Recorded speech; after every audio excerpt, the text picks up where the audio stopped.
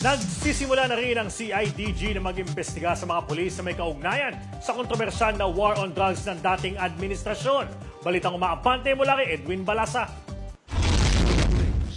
Nagsimula na ang Criminal Investigation and Detection Group ng investigasyon sa mga pulis na dawit sa madugong war on drugs na nakaraang administrasyon.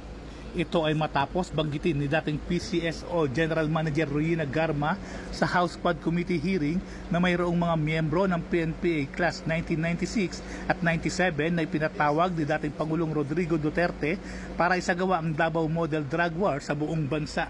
Ayon kay PNP Public Information Office Chief Police Brigadier General Jean Fajardo, natutukuyin sa isinasagawang investigasyon ng CIDG kung sino-sino ang mga pulis na kabilang dito.